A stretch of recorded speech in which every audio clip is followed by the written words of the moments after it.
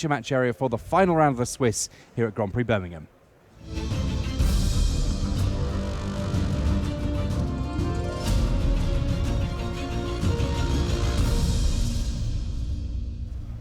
Hello and welcome to this round 15, the last and final round of the Swiss portion of this tournament. The format is standard. We have Dominaria in the mix, and it's black-red vehicles against black-white vehicles. Chris Vincent on a slightly different take on the vehicle's archetype.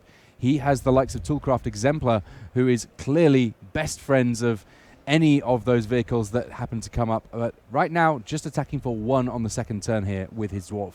Yeah, very, very weak turn 2. If you imagine the alternatives, for example, a Heart of Kiran would have been amazing there. Heart of Kiran on the other side of the battlefield. Giancarlo Pinto, the one that's able to deploy the legendary vehicle. And Chris Vincent really does want to find an artifact very soon here if he can. It's going to make such a difference to the overall offensive output he's able to put together here. He does have a Heart of Kiran at the start of combat. He is able to get that +2 power for his Toolcraft Exemplar, hit in for a substantial amount more, and in future turns, potentially even crew that Heart of Kiran with Toolcraft Exemplar. Yeah, and it looks like this was a top deck Heart of Kiran, because otherwise Vincent surely would have played it on turn 2. Now, as things stand, Goblin Chain Whirler, very adept at dealing with 1/1s, and does take down that Toolcraft Exemplar while also jumping in Heart of Kiran for an attack here. Giancarlo Pinto, everything seeming to turn up fairly straightforwardly for him in this first game, while Chris Vincent having to scrabble around a little bit to get the early plays going in his favor. He passed the turn with a black up, and I was expecting him to fatal push something here. For example, that Heart of Kiran. Apparently, he is not holding a fatal push, and that could be very problematic here. All right, 4 mana now coming from Chris Vincent. If it was red-black, I'd say this is Planeswalker time, but we're going in a different direction. Still a Planeswalker, but not one with any red mana symbols in its mana cost. We have Khan coming along. Now, of course, don't forget that Heart of Kiran can be crewed by Planeswalkers spending a little bit of loyalty. I'm not sure that that's too tempting here. 5 loyalty, much more exciting than 4 in the face of Heart of Kiran. Khan offering, well, not much of a choice to Giancarlo Pinto here in terms of which card gets drawn by Chris Vincent from that +1 ability. Concealed Courtyard a bit weaker because it will come into play tapped.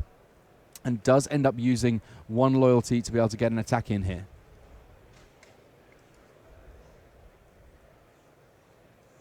Now, on the face of things here, Giancarlo Pinto will not quite be able to off Khan Scion of Urza on this set of attacks unless he can find something to beef up what he has going on. Even another copy of Goblin Chain Whirler would be enough to threaten a lethal attack on Khan, but Khan can also crew Heart of Kiran on defense. We don't necessarily see Planeswalkers crewing Heart of Kiran quite so often, but in this exact scenario, it seems like a nice option for Chris Vincent to have available to him. Yeah, and Khan is actually almost the perfect card to crew Heart of Kiran with, because you're not so keen on the -2 ability anyway. This is a bit different from Chandra, where you are often quite happy to deal with a large creature with her minus ability. Ether Hub going down there for Giancarlo. He's got his mana pretty well sorted here. The red-black lists have plenty of good options, as indeed does this black-white list from Chris Vincent. P and LR coming down here, that meaning that there's going to be creatures aplenty to crew Heart of Kiran on top of that Goblin Chain Whirler being able to attack in.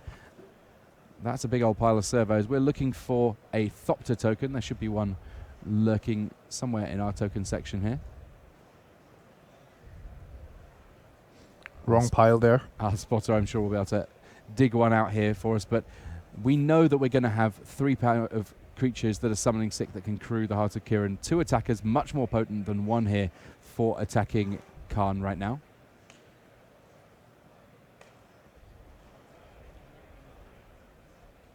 So a crew, and then once that loyalty has been spent to crew, 1 mana, sacrifice a Thopter in order to make it so that the Heart of Kiran could not block.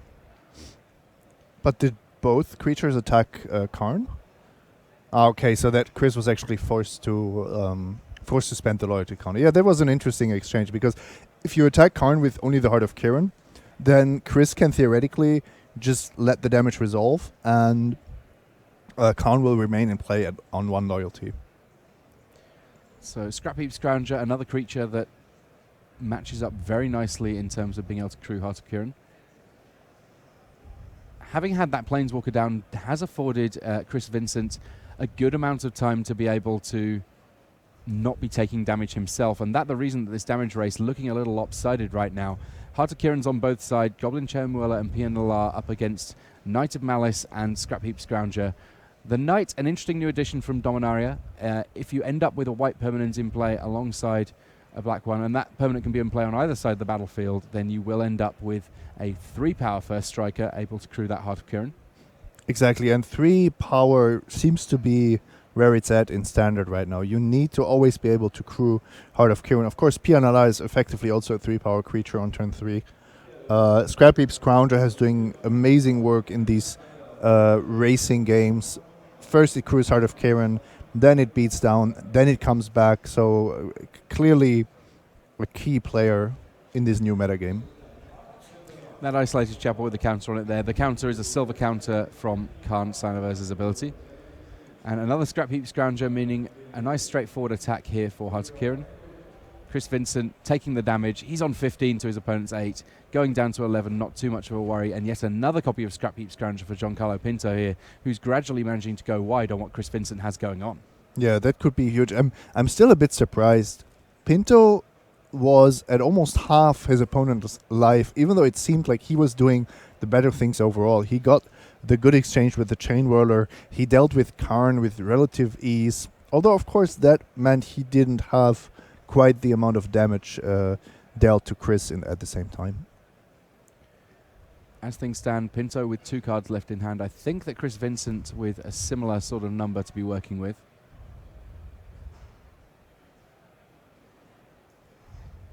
It looks like he may have a white permanent to be able to make his Knight of Malice a little larger, but the fact that he's already considering attacks by the look of things suggests that he doesn't want to play it pre-combat.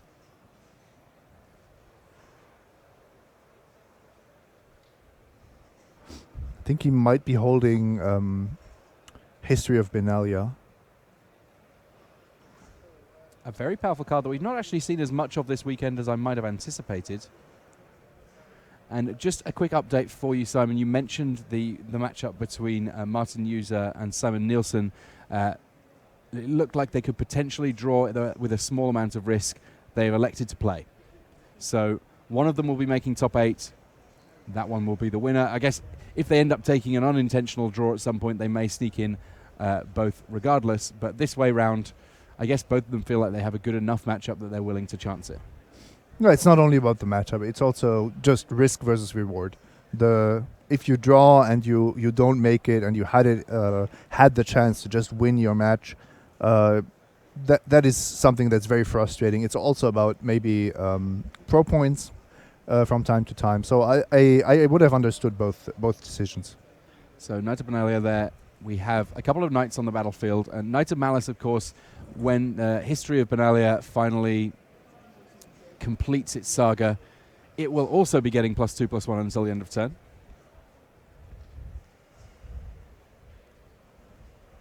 Giancarlo Pinto here draws for the turn.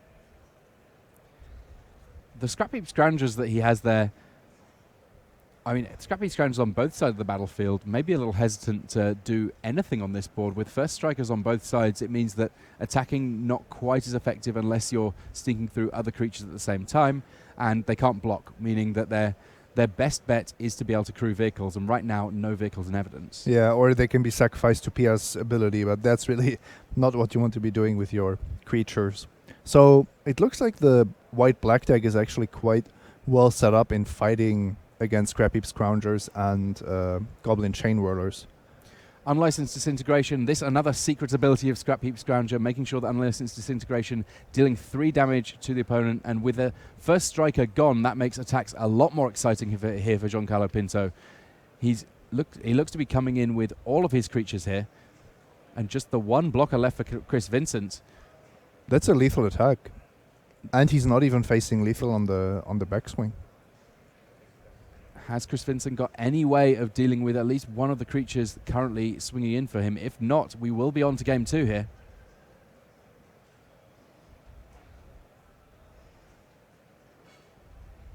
Yep, this is one of those moments where He surveys the board, tries to figure out what the best possible block is, realizes the best possible block still leaves him dead, and, well, that means that we're on to game 2 here.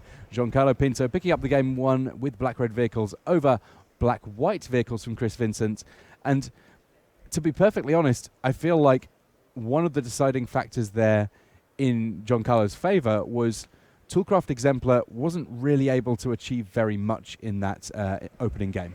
Yeah, it basically got killed by a Goblin Chain. Well, of course, it did get an attack in, but Chris's heart being delayed by a turn, I think, was the key thing that meant he wasn't really able to win that race.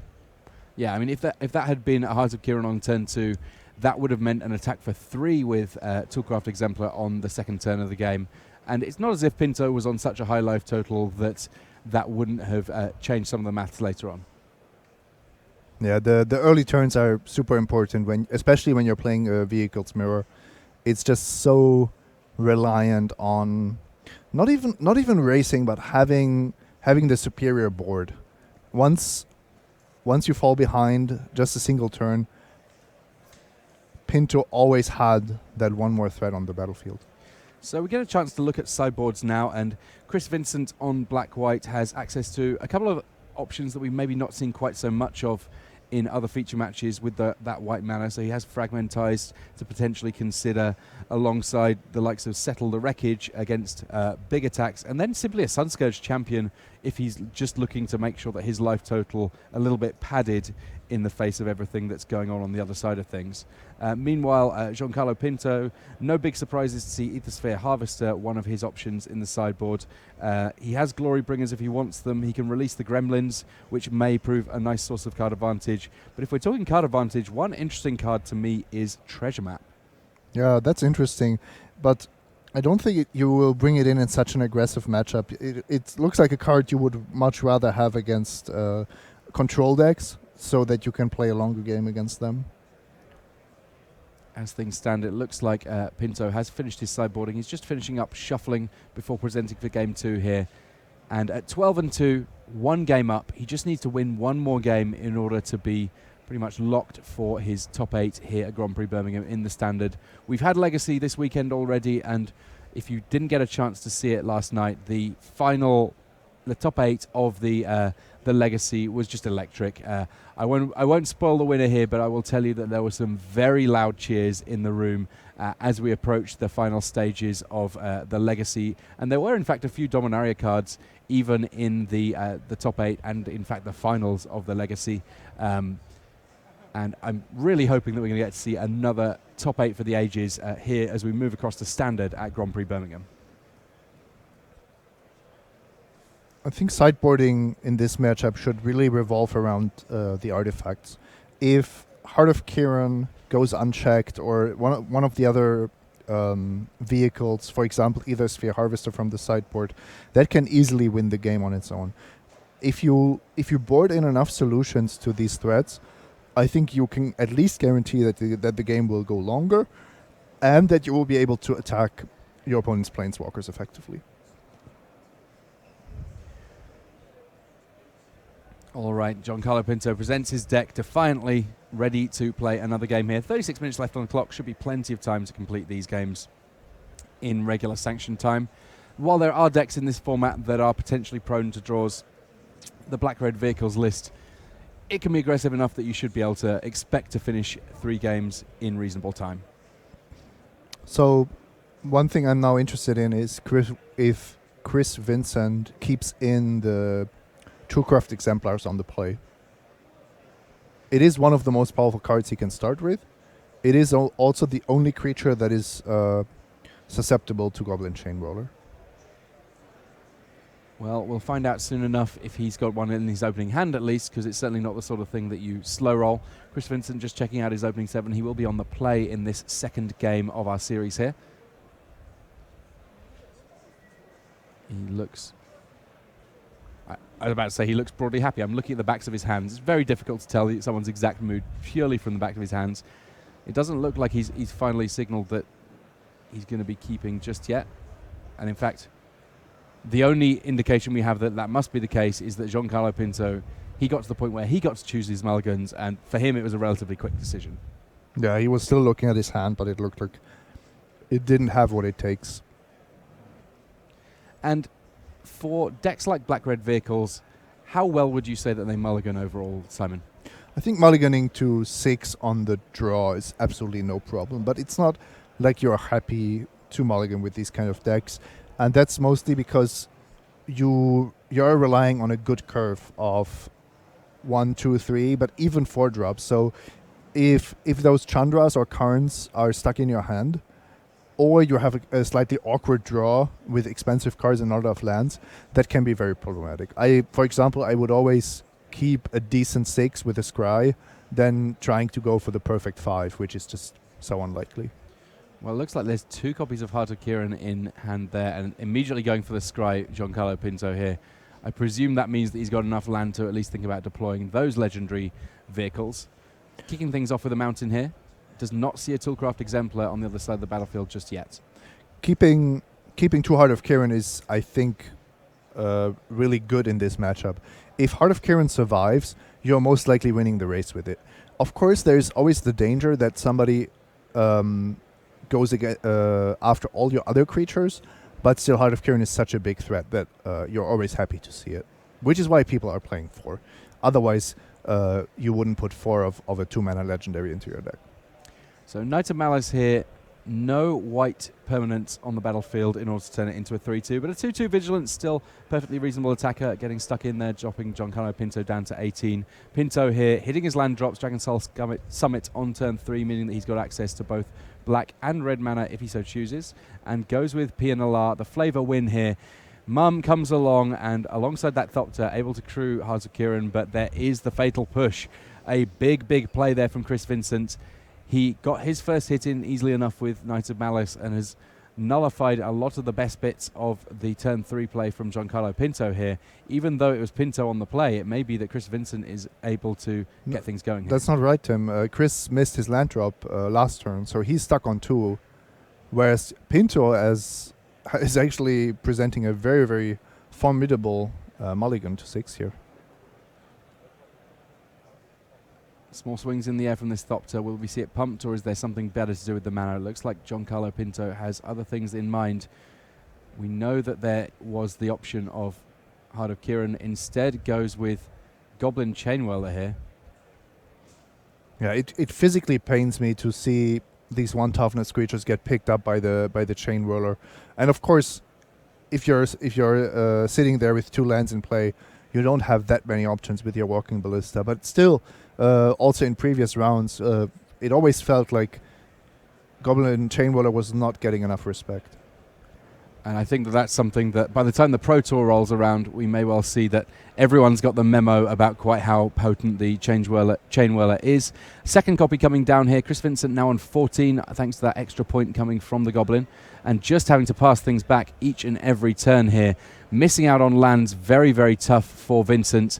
And these Chainwhirlers, they just keep on swinging in. Knight of Malice, if only there were a white permanent there to give it 1 more power, would at least be able to trade with one of these Goblins. As things stand, though, this is 6 damage that Chris Vincent may well just have to take on the chin here. Yeah, and then there's another Heart of Kieran at least coming from Pinto. Not a great sign with that Knight of Malice having to just jump in the way of one of these Goblin Chainwhirlers. Chris Vincent taking the damage, and then 2 more threats coming along. Heart of Kieran alongside a Scrap Heap Scrounger. So many different ways that Giancarlo Pinto can punish even a good draw for here from Chris Vincent. As things stand, though, Chris Vincent's draw really not working out for him. Absolutely not. He's sitting there with Settle the Wreckage and maybe even do a Fumigate, a sideboard card for the white-black deck. But he's too far away from casting that this game. Had to discard Sign of Urza due to having too many cards in hand.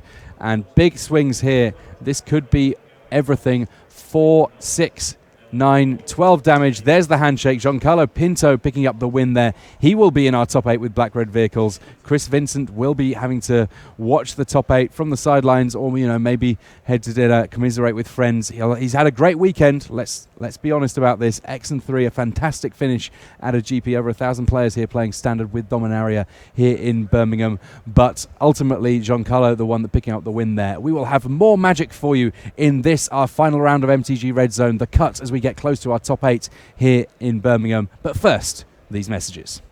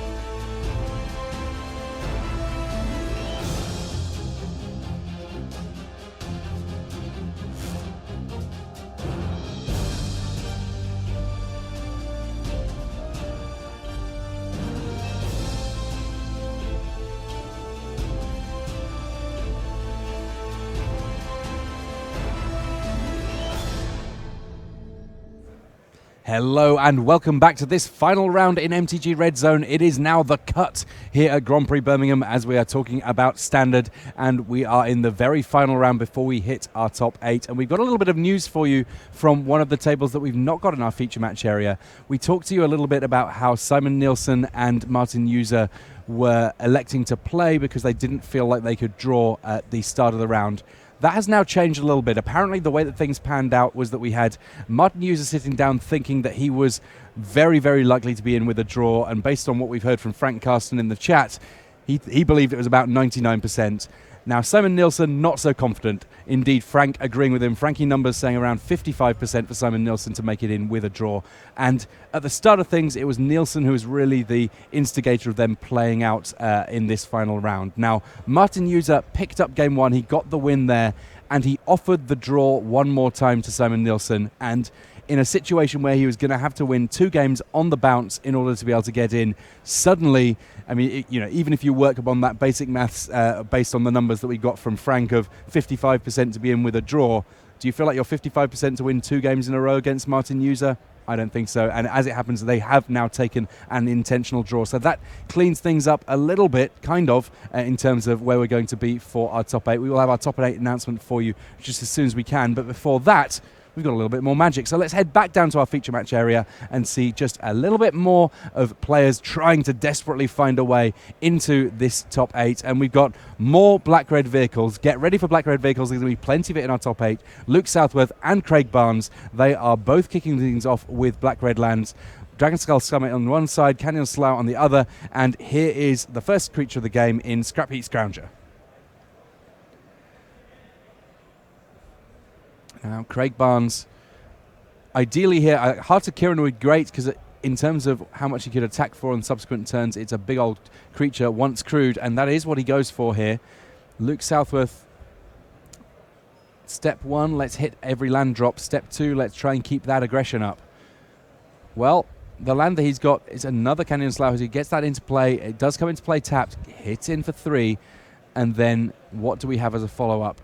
Inventor's Apprentice, this one with an artifact in play. The Nerd Ape becomes a 2-3, but if the artifact gets killed off, then suddenly we've got a 1-1, and we know that 1-1s can be in trouble to Goblin Chainwhirler. Now, Craig Barnes, he has a way of getting rid of Scrap Heap Scrounger there in Unlicensed Disintegration. Because there's Heart of Kiran in play, that will be 3 points of damage.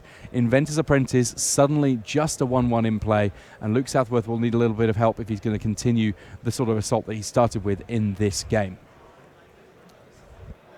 A Walking Ballista on 2, and that means that we get an attack for 2 by that Inventor's Apprentice. Craig Barnes now is going to need to find something to go with that Heart of Kiran. At the moment, he's kind of been in a slightly more passive, reactive role, and while there's certainly a time and a place for that, I think that I kind of like being the aggressor in this black-red vehicles mirror. How do you feel, Simon? Yes, I think that's absolutely true. I'm actually looking for who first misses a beat. Craig had a turn that wasn't great, Unlicensed Disintegration on Scrap Heap Scrounger, but he kept the pace going. So both of these players have actually done something relevant each of their turns. So at the moment, I would say it's pretty much a parity. And here we see Chandra, Torch of Defiance, coming along. +2 in order to be able to generate mana to cast the cut half of Cuts of Ribbons on Walking Ballista. Walking Ballista returning the favour by throwing 2 points at Chandra, Torch of Defiance. And after this, Craig Barnes passes back. He does have the potential to crew Heart of Kiran, but ultimately elects to use his loyalty a little bit more defensively. And the 1-2 Inventor's Apprentice attacking into Chandra here. Now, given that it's attacking for 1 here without an artifact in play, I would have been pretty tempted to spend the loyalty I'm going to lose anyway, crewing Heart of Kiran. I guess that's respect for a Fatal Push or similar. The thing is, then if Luke has a removal spell for the heart, your whole board just dies.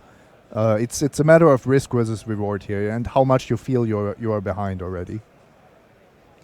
So Scrap Heap Scrounger alongside Inventor's Apprentice here. Chandra ticking up, revealing another Heart of Kiran on top. That'll be 2 points of damage going across to Luke Southworth's dome there. Still a few cards in hand for Craig Barnes, including more copies of Unlicensed Disintegration. At some point, Craig Barnes also has access to the Ribbons half of Cut to Ribbons. We must not forget about that one, as it does represent another nice damage source in the mid to late game. Yeah, and this Abrade is something that would have punished Craig for spending a loyalty counter to crew Heart of Kiran. It looks like there might be Abrades all round here. Goes for the Inventor's Apprentice rather than Scrap Heap Scrounger here, and has Unlicensed Disintegration as well in order to make sure that the board completely clear. Chandra safe for now, and that was all before the Heart of Kiran on Craig's side got killed off, meaning that also 3 points of damage to Luke Southworth. Oof, a gigantic walking ballista coming down. X equaling 3, meaning that even after shooting down Chandra, Torch of Defiance, walking ballista still in play with one loyalty, or with one +1/+1 counter remaining. Not a planeswalker, that one, Tim. Bad Tim. Craig now left with nothing at all on the board, having to play the reactive role. All of those slightly glary cards that you see on Craig Bowen's side of things are lands. His mana base pretty good, but right now that's all he has going for him. Yeah, and I like how Luke has maneuvered this. He shows that with his build, he's actually not too concerned drawing too many lands. He didn't expose a ballista to Goblin Chainroller. In fact, with this version, with the Inventor's Apprentice, he's probably pretty safe from Goblin Chainroller even in game 1. And drawing Scrappy Scoundrel, also a really good recipe for success in the Black-Red Vehicles mirror, if it goes like this, where you basically see both players just exchanging resources. All right, we have a Phoenix on the battlefield all of a sudden. This one of the newer cards to red decks, but again, it fills that role of being a threat that is hard to fully get rid of. Absolutely, and it reminds me a little bit of what I was talking about with the German player. The fact that it really matters how you build your black-red deck. If you are playing mirror matches all day and one of your builds is susceptible to 1 toughness removal and the other one isn't, then you are not going to have a good time. So Rekindling Phoenix here, the 4/3 flyer, facing down suddenly a pretty wide board with Goblin Chainwhirler and Pia Nalar entering the battlefield for Luke Southworth. And the 4/3, when it dies, you get a 0/1 red elemental token that, if that can last until the beginning of upkeep, will then bring back your Rekindling Phoenix. 2 copies of that actually now in play for Craig Barnes. He's starting to present a nice little board here that it's good on blocks, and at some point it gets very good on attacks too. Yeah, should Luke have waited with the Goblin Chainwhirler? Maybe just deploy the Pia Nalar, and then next turn, if the Phoenixes block, you blow out Craig by killing all the eggs.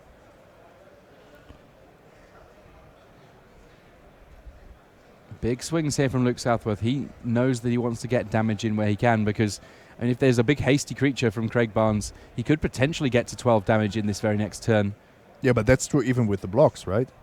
So I'm a little bit concerned already for Luke's life total here. A Glory Bringer and Craig just steals this game. So Luke Southworth just a single card in hand here.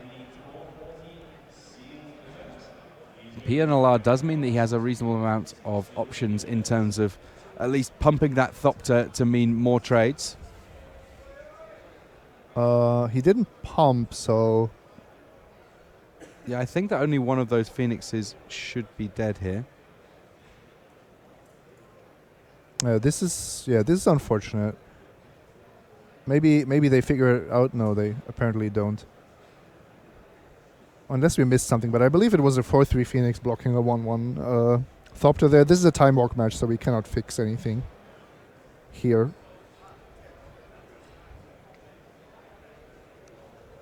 One Phoenix against Chandra and Pia, mother and daughter working together alongside a Goblin Chainwhirler who's just, hanging around for the ride, I guess.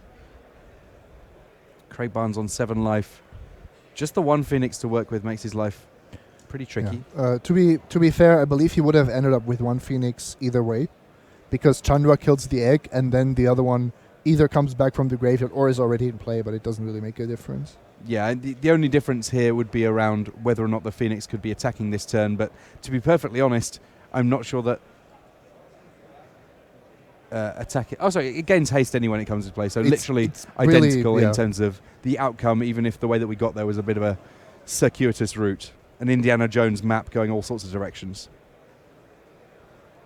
All right, Rekindling Phoenix taking down Chandra here. We'll see whether or not Pia exacts some sort of revenge soon enough. Pia's all round. Why not? Which Pia? Yeah, and you can see here, 3/3 First Strike is actually also just a very relevant size. If there's not a Heart of Kiran or an Ether Sphere Harvester, to be seen, then a 3/3 first strike is almost unkillable. I have to say, either Sphere Harvester is looking better and better, Tim. Yeah, specifically the way that its numbers stack up against Goblin Chainwhirler means that it's a very nice addition. The lifelink clearly relevant against the kind of decks that would be running Goblin Chainwhirler as well. At the moment, it's still a sideboard card, but I wouldn't be surprised if we saw it gradually eking its way into main decks more and more. Luke Southworth here, sitting very still, just attacks with the one creature and waits to see what Craig Barnes wants to do about it. Craig is deciding whether going down to 4 is a smart move or if he wants to block. I think this flyer, oh, interesting. It's an aggressive block, but that Thopter is kind of his hope of winning the game. I thought that he would go for a chump block next turn, because this way he would have been able to pump the Thopter with Pia a final time and maybe go for lethal this way. Yeah, the post-combat Scrap Heap Scrounger, 3 power and the potential for it to either be sacrificed to Pia Nalar or pumped by Pia Nalar. The synergy between Pia and artifact creatures not to be denied here. Yeah, this is probably too much for Craig to handle, but if Luke didn't draw anything this turn, I think getting in for 8 in the air would have given Craig the best chance of winning. Unless he top-decked a Glorybringer here. Yeah, I guess that's one of the interesting things, whether or not you play to your best draw or play to your worst in terms of sequencing what it is that you're going to be going on. If you know that you're playing to your worst draw can't possibly win you the game, then you might as well try and be lucky. Exactly, but here I believe it was a situation where you can actually play towards your lesser draws, or even maybe a completely irrelevant draw, and still have a fighting chance at winning this game. Now I don't really see how you're going to achieve that unless you top deck something. And Craig Barnes very carefully figuring out the way that the combat math works here. This is a format where figuring out how much blocking is going on, how much potential damage is represented next turn is important, and with 7 lands already in play, Scrap Heap Scrounger on its own representing potentially quite a lot of damage here. It seems weird to me that the double Phoenix draw had such a difficult time against what Luke was presenting here. Ah, ribbons. This certainly changes things. A full 5 points of damage coming from the ribbons, half a cut to ribbons that was already in the graveyard. Yeah, but Craig, I believe, took an extra point of damage from one of his lands. So now he's on 6. How is he surviving this?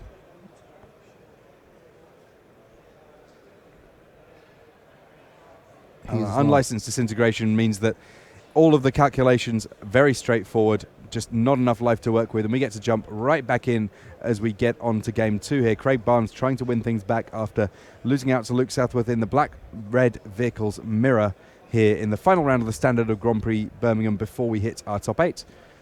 Soon enough we'll be in the elimination stages, but first Craig Barnes needs to find a way of winning 2 on the bounce, getting down a Heart of Kieran on the second turn there, hoping that that'll be enough to get him over the line before his opponent.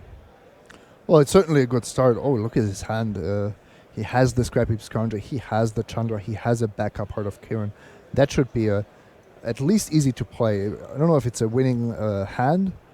That certainly depends on what Luke has in his hand, but it is a very respectable one. Now, the slight wrinkle in the plans here for Craig Barnes is that he is missing land drops. He missed his third land drop, and it looks like on turn 4 he'll be missing that land drop once again. A few plays that he can still be making this turn. He's got a Scrap Heap Scrounger in hand. He's got an Abrade if he so chooses, and does go with the Abrade simply because otherwise those Scroungers, they don't do much blocking, and he would kind of be left just to watch as Luke Southworth enact his entire game plan there. This is also the better line if there's another removal spell by Luke, because if you now deploy the Heart of Kieran and you lose your creature, then you're too far behind. All right, we found the third land. There was another Goblin Chainwhirler from Luke Southworth, so that's the second point of damage that Craig Barnes has taken this game. As long as these Chainwhirlers in play, we forget sometimes how good First Strike is on defense, because often you find yourself if you're a red deck, simply hitting the red zone again and again and again, attacking. But 3 power of first strike, or if you've got multiple chain whirlers, potentially 6 or 9 power of first strike on defense, can render a huge amount of attacks very difficult indeed. 2 Scrap Heap Scroungers coming from Luke Southworth in response to the PNLR that came on the other side of the table. Each of these boards filling up, but many of the creatures involved not so adept at blocking, and a Magma Spray in hand here will be a great way of Craig dealing with one of those copies of Scrap Heap Scrounger in such a way that it will not be coming back. Now he can go on offense again.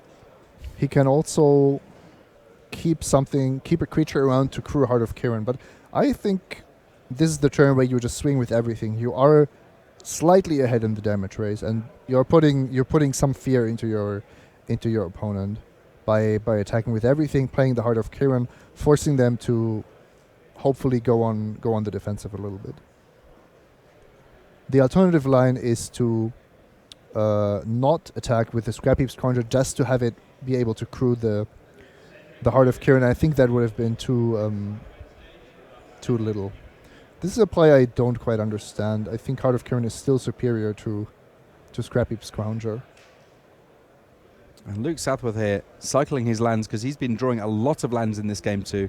Life total's 11 to 15, and with 5 lands in play, he's cycled another one. I believe he's got yet another land in hand here for the turn, so up to 6. And another scryed land here. While scrying clearly a potent ability for smoothing out draws, ideally you just want to draw your good cards the first time around here. This is not quite as mana efficient as I guess Luke Southworth would prefer here. We know you can't miss a beat, and this was a pretty important turn for Luke. Deploying nothing to the battlefield. I believe Craig is now going to activate Pia to make the Chain Roller unable to block. That is the equivalent of 8 points of damage this turn without fear of dying. Craig Barnes here, just carefully weighing up everything. He's a game down, so he doesn't want to make any missteps here. On 12 life, it seems unlikely that he's going to be facing anything that's going to put him in actual lethal range in the next turn, but at this point he can kind of plan a couple of turns ahead even in terms of both the damage that he can output and what might come on the other side of things. I guess the absolute worst would be 2 copies of Unlicensed Disintegration.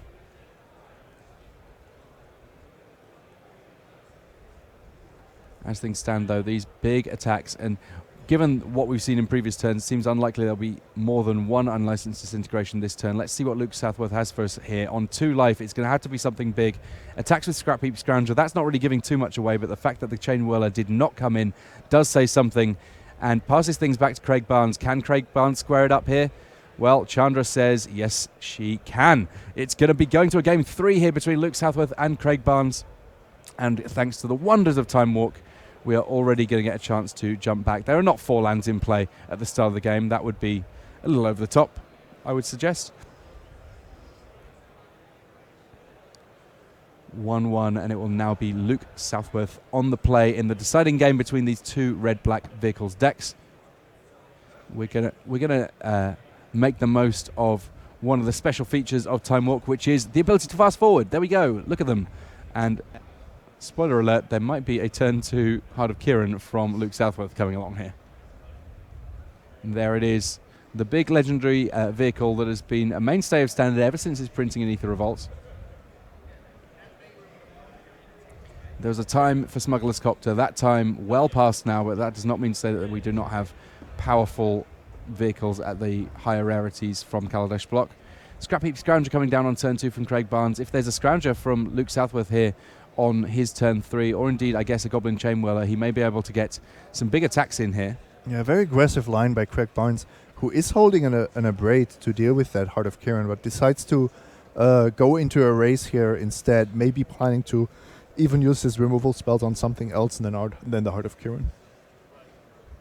Now, I thought I spotted in hand for Luke Southworth here a Siege Gang Commander. If he gets up to 5 mana, that's a very potent threat. But in the meantime, he's got Duress and a number of good targets to take here. Double Abrade, Karn, Unlicensed Disintegration. The only cards that he can't take are that Swamp or indeed Walking Ballista in hand here. When there's so much removal in hand for Craig Barnes, do you just suck it up and take the one unusual card in Karn? What do you mean with unusual? It's not a straightforward removal It's spell not a compared removal to the other spell. three. Yeah, that's a good point. The reason behind that is actually if you take one of these removal spells, you are taking the third best removal spell because they are all equally good in this scenario. So by taking Karn, you're actually taking the most relevant threat out of Barnes' hand, and you force him to play a long game, a removal heavy game, but without the threat of having a Planeswalker as well.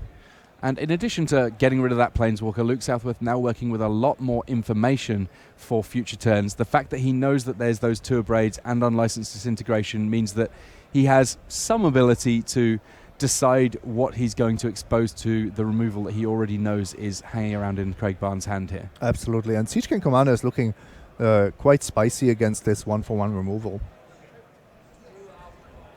An addition from Dominaria, the 2/2 that brings 3 goblins along with it and the potential to start throwing goblins around for damage.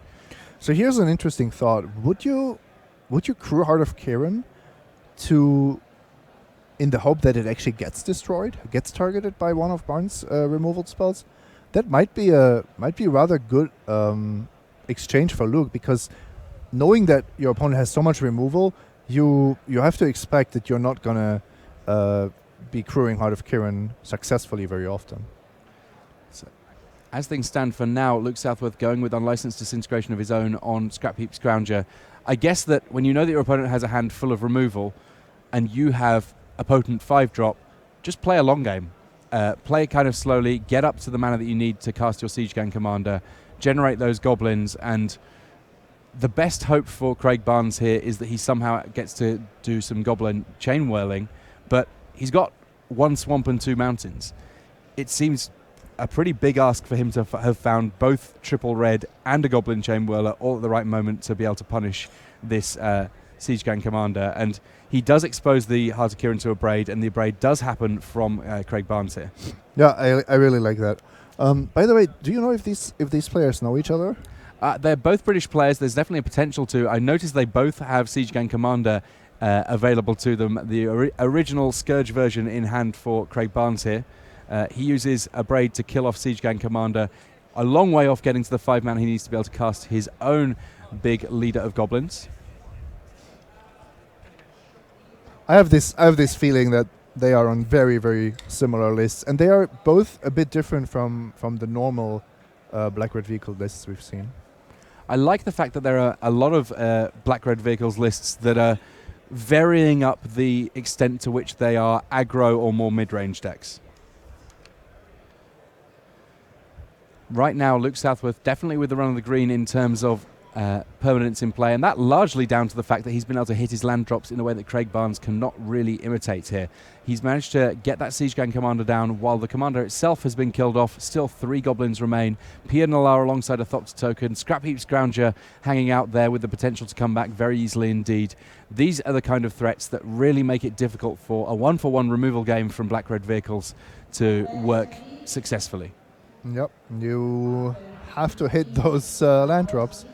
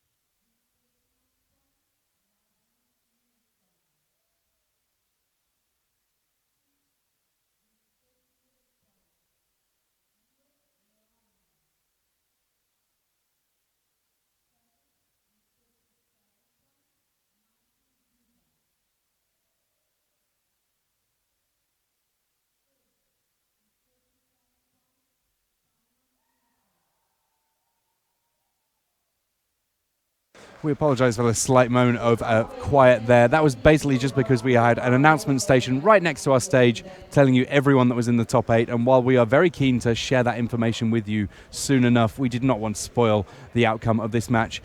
I will suggest, just based on the way that the board looks right now, that it won't be too much of a spoiler to say that right now I think that Luke Southworth certainly ahead. It's going to take a little bit for Craig Barnes to get back into this with Scrap Heat Scroungers coming back and all of those goblins in play. And we see there Luke a little bit preemptive there, looking to reveal the one last Planeswalker in his hand. There is enough for the handshake. Luke Southworth is able to win that game and indeed the match, and that means that we will have our top 8 sorted out very shortly indeed. We have a little bit more Magic potentially to be able to show you here. We will jump across to that before we do our final top 8 announcement, because ultimately we're going to try and run through with our matches here until right before the top 8 starts. Hopefully you'll stay with us for the whole time, and indeed with Raf and Riley for the entirety of the top 8 here. We've got some nice ones in our top 8 in this event here at Grand Prix Birmingham. The format is standard. Dominaria very much in the mix, showing itself in evidence in a whole host of different ways. Nice to see Siege Gang Commander in that last match, and one way or another I think that we're probably going to see a fair amount of red-black in this top 8. Yep, red-black for me has been the deck of the tournament.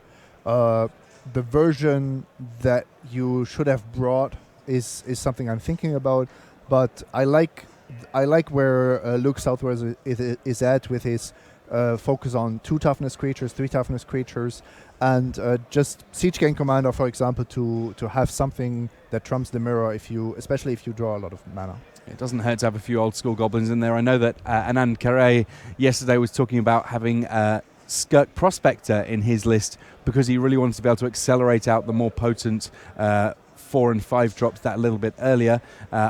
I don't know quite where he finished up, but I know that he finished 7-1 on day 1, so another potential inclusion to consider for these red-black decks. A lot of different options available to them. But before we get onto our top 8, or indeed our top 8 announcement even, we have a little bit more Magic. We're going to head back down to the feature match area to show you, well, James Gurney, he's on blue-white control. We have a lone dissenter, well, another dissenter should I say, in terms of what can be done in this standard format.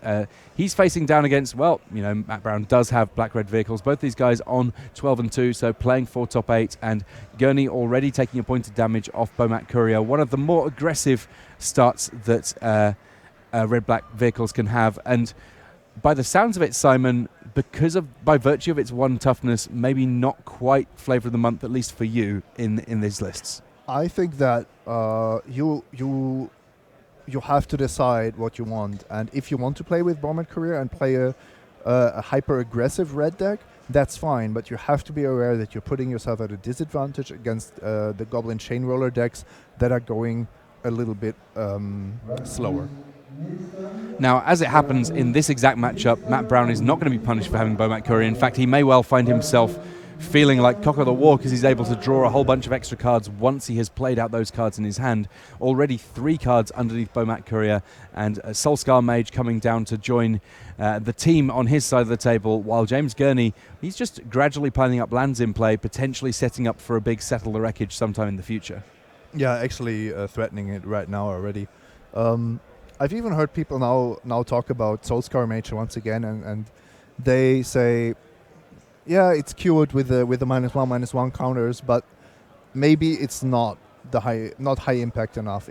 Also in the mirror, because a 1/2 ground creature is ultimately not all that important. Now that the focus is shifting away from Hazoret, the ability to put -1/-1 counters on creatures is becoming less relevant already. So another attack here from Bomat Courier. 3 cards still in hand for Matt Brown, so right this moment with the ability on the stack for Bomat Courier, if it worked out there was a Settle the Wreckage, Matt has to decide whether or not he thinks that the current 3 cards he has are better or worse than a random 3 off the top. Random 3 off the top, but also no land from Settle the Wreckage. Ultimately does go for those cards. It looks like 2 copies of Unlicensed Disintegration getting discarded there. I guess against blue-white control, not so many targets for the Unlicensed Disintegration, so in a way this is Matt Brown enabled to improve his draws a little bit over cards that he might well be sideboarding out for game 2 anyway. Yep, smart choice. Looks like a smart choice. I believe Matt should still resolve that Bombat Courier trigger, but probably irrelevant to the course of the game. This is a time walk match, so we can't jump in and make sure that those little bits and pieces get tweaked. James Gurney, in the meantime, just playing lands and passing the turn. Draw, go, a classic of Magic the Gathering for so terribly long. Whether or not blue-white control is the correct answer in this format, still yet to be figured out. I can easily imagine that we're in that stage in the evolution of a metagame where it's quite difficult to play control, in part because the aggro decks haven't fully figured out what they're doing, and you're ultimately trying to react to what the more aggressive decks in the format are. I agree. The white-blue control deck needs to know exactly what's going on, what it's up against. Otherwise, you're not going to pack the right answers.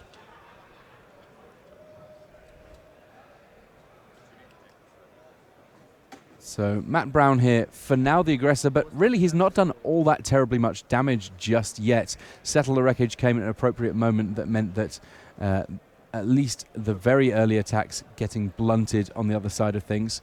And Matt Brown, he's going to have to keep on trucking, hope that there's not more answers from James Gurney here. But I know from watching Gurney, I actually went over and watched one of his matches from the floor while I was on a round off, that he has plenty of copies of Settle the Wreckage and is unafraid of using them.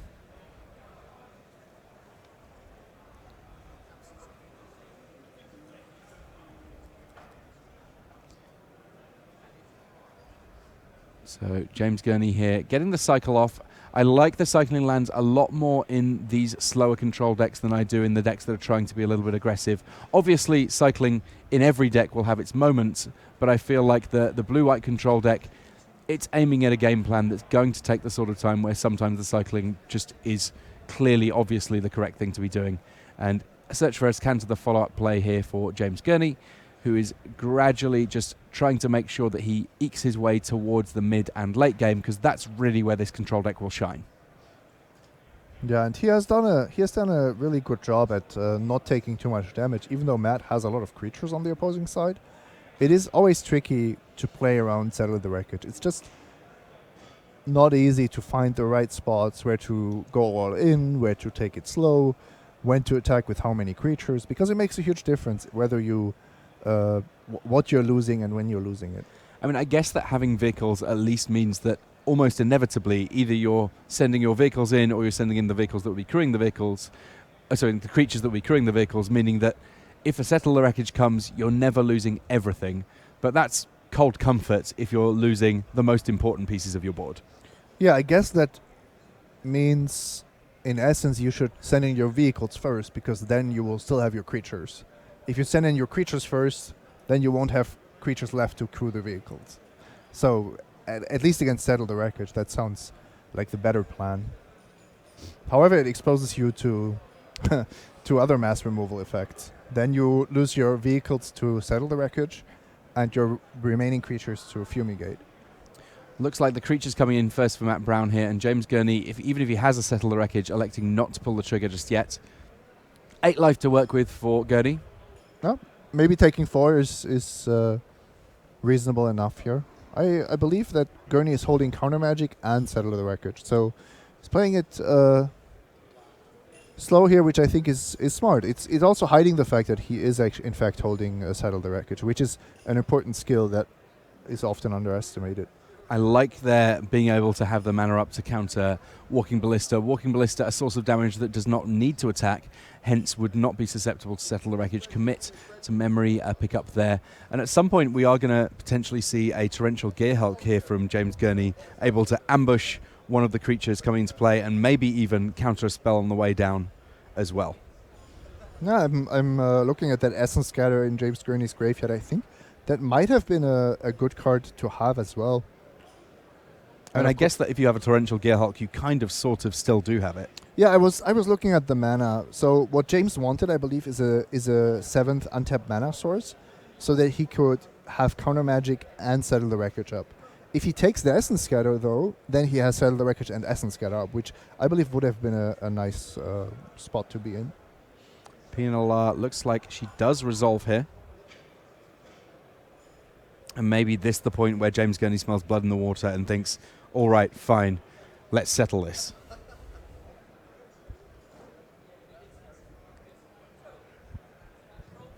Disciplined attack here from Matt Brown. I like it a lot. Not coming in with Heart of Kieran, splitting his forces, still representing a large enough amount of damage that James Gurney needs to stop and give it its due credit. Yeah, he has to respect it.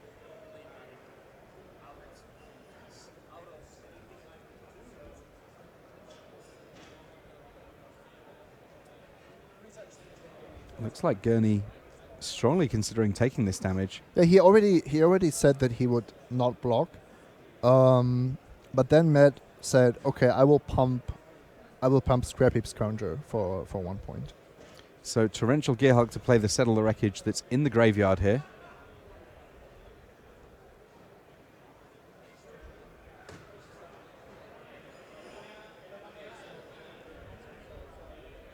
Sacrifices Scrap Heap Scrounger. Doesn't want that one exiled, but does want to be able to search up lands with his other creature that's been exiled there. Lots of lands available, and with Pia Nalaar in play, that means that future attacks will be pretty scary here from that Thopter token, or indeed from Heart of Kieran, both artifacts able to be pumped by Pia Nalaar. And this is exactly how you have to pressure the control deck. Small amounts of chip damage and always keeping threats around that are difficult for control to deal with. Torrential Gearhulk, of course, a pretty good road bump on the ground, but some of these cars fly, and I'm sure that Matt Brown will not be shy about going to the air if he so chooses. Has the Abrade, which can, of course, kill Torrential Gearhulk because it is an artifact creature. And Abrade doesn't have many other uses, so certainly one of the best ones. James Gurney has to let his big Gearhulk go to the bin here. He's got plenty of mana up, so he can potentially stop other things coming from Matt Brown later on in the turn. Gurney's playing extremely patiently, also just biding his time, waiting for that search for Escanta potentially to become active. Plays Bomat Courier because that's one of the creatures that you can attack with and just know you can turn it into another card if the worst comes to the worst. Pia and Bomat Courier attacking in here. Courier trigger on the stack. I think that's settle worthy. James Gurney. This is the third copy of Settle the Wreckage that he has played over the course of this game.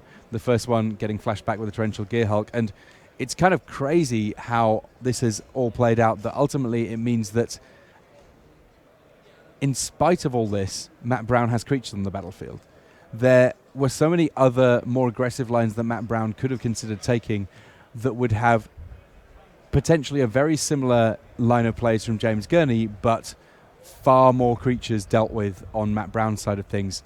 The life totals are 20-8. Lots of lands in play for Matt Brown, meaning that anything that he's drawing, he can work with pretty easily here. And James Gurney gradually expending resources, going down to 8 and not having dealt with everything. Yep. I'm quite impressed with both of these players' play so far. Look at how James Gurney has navigated the game to a point where he has 6 cards in the graveyard with Search for Escanta triggering next turn. And as you mentioned, Matt Brown really using his resources very smartly, very conservatively, which is not always easy when you're the aggressive deck in game 1. These guys all doing a little bit of shuffling after Field of Ruin.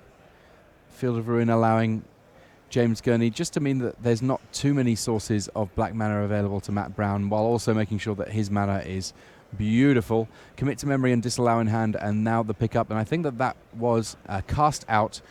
Cast out a nice little answer to any of the kind of one-for-one element of what Matt Brown has going on. And Scrap Heap Scrounger, sending it to exile, that's where you want it. You really don't want to have to worry about it coming back turn after turn in an uncounterable fashion. Flashes in the cast out, takes Scrap Heap Scrounger, and now Matt Brown living off the top of his deck. I mean, he's got a lot of life to live at this point, 19 life, and the control deck unlikely to kill him anytime soon, but even for the first 12 points of damage, he's had to work at it, and can he find ways of dealing the last 8 before James Gurney finally gets his counter flipped and is just drawing all the cards? I don't think so. There's counter backup, and search for his counter is flipping soon. James Gurney on 7. What do you want to resolve that that will prevent James from locking up this game? All sorts of answers in hand now for James Gurney alongside card drawing. If you're Matt Brown now and you're starting to draw threats, do you play one at a time and hope to just sort of get there, or do you save them up and try and have one big turn? No, you're just living off the top of your deck. This Goblin Chamber, you play it if it resolves your crew Heart of Kiran, and the longer you wait, the less likely it actually is that you're winning. If this was a burn deck, if you were just drawing lightning bolts, it would be correct to hold them. But because they are creatures, most of them, you will just have to fight through this if possible. And Gurney now with a couple of copies of Commit to Memory, Glimmer of Genius, and another Torrential Gearhulk, meaning that he doesn't need to do anything at sorcery speed. He can have everything that he wants going as an instant. And in the meantime, at 6 life, not really facing down too much. He took a point there off an attack from a Thopter. The reach available to Matt Brown, pretty limited, especially when you take into account that there is so much counter magic available to James Gurney here. A Walking Ballista with that number of lands in play in principle looks kind of scary, but in practice it really isn't, simply because James Gurney knows that he has the safety blanket that is those lovely blue counter spells.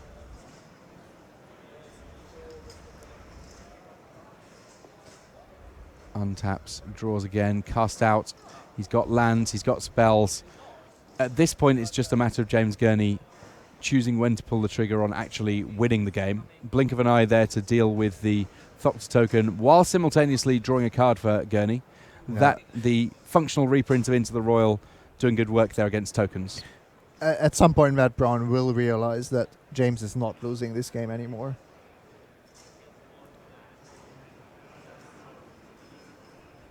It's a funny old feeling being on Matt Brown's side of things here, because in principle 5 damage is the sort of thing that his Black-Red Vehicles deck should be able to achieve very easily indeed. In practice, he's really going to struggle as along comes Torrential Gearhulk in response to PNLR. That will allow an Essence Scatter. Yes, there's an Unlicensed Disintegration, but if you think that that's the last counter magic that James Gurney have, well, you better think again, Matt Brown.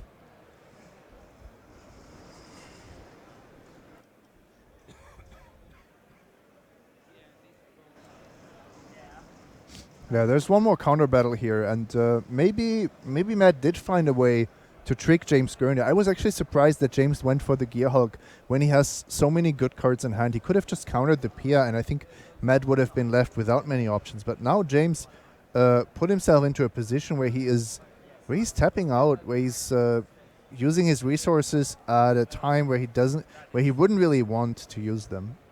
So commit being used there on the Heart of Kiran, meaning there's no artifact in play for when Unlicensed Disintegration takes out Torrential Gearhulk. That does mean that James Gurney is still losing his Gearhulk, but he is staying at 5 life, and sooner or later he did have to at least keep in mind the fact that there was this Heart of Kiran with the potential to get crude, I suppose. And here comes Teferi, here on Teferi's sleigh. If you haven't seen this before, Teferi synergizes really nicely with Ascanta. You can use it twice per turn cycle if you want. You know what? I think that James Gurney might just want that.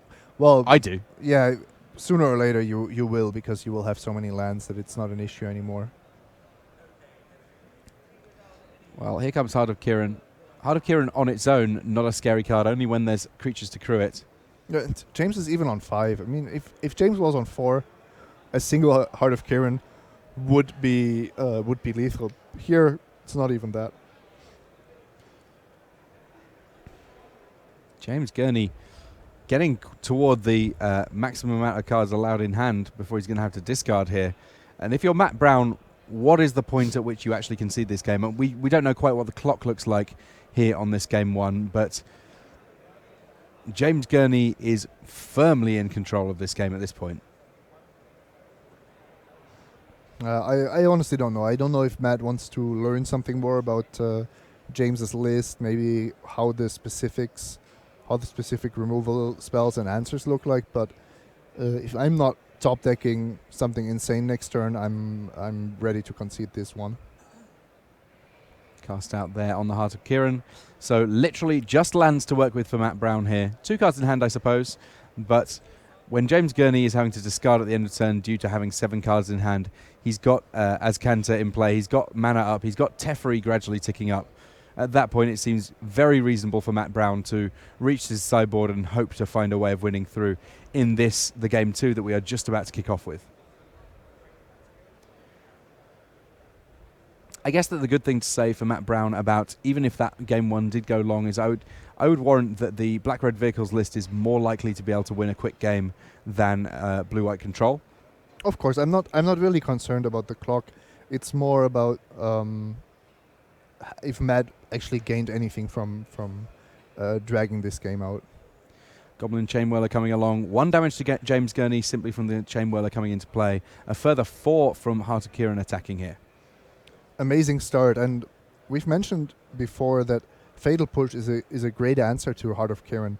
White-blue doesn't have access to Fatal Push, so for them, Heart of Kiran is a much bigger threat.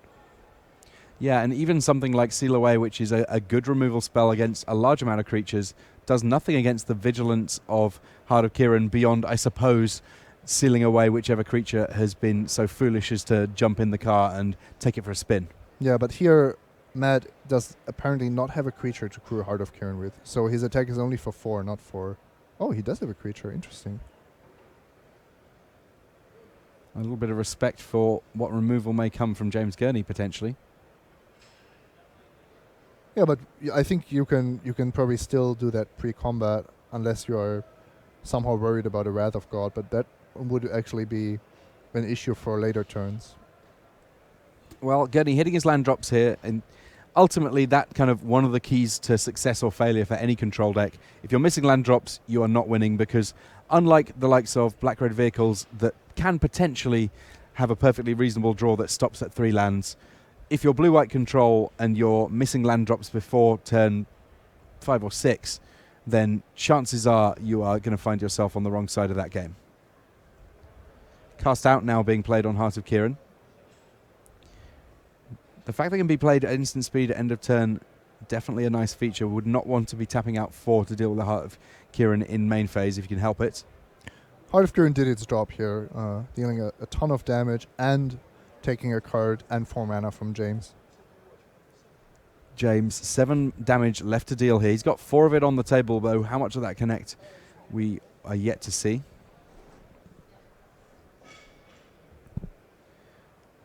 All right, so we are going to seal away a Goblin Chainwhirler here. Still a point of damage coming through from this Bomat Courier.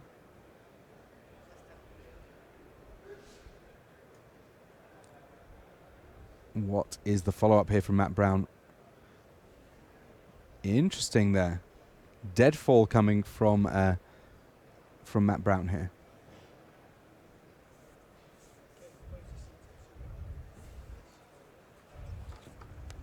Sorry, Doomfall there, sorry. Field of Ruin being played by James Gurney.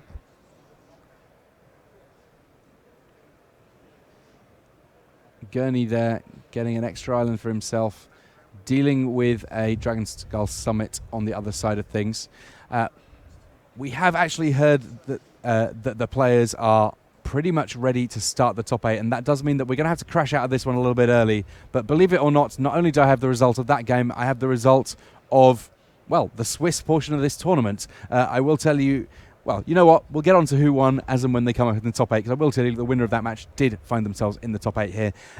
Our number 1 seed in the top 8 is Etienne Busson, finishing on 40 points. We kind of knew that he was going to be safe in this one, as was Giancarlo Pinto. He won his match to go up to 39 points. Luke Southworth, who we saw in our feature match area just mere moments ago, also in the feature match area for the top 8 at 39 points. And now we have the winner of that match that we just jumped away from. Matt Brown, in spite of having a really rough game 1 against Blue-White Control, was able to win it back 2 games to 1, 39 points, 4th place for him. Rasmus Nilsson, 39 points in 5th place. Then we have Leo Lahonen on 38 points, and Martin User and Simon Nielsen, they took a draw in that last round, and you know what? They both made it in, meaning that unfortunately, unlucky for someone, that someone was Rob Catton. He had the 37 points that was a virtual top 8, but his tiebreakers, not as good as Simon Nielsen's, was not able to make it in.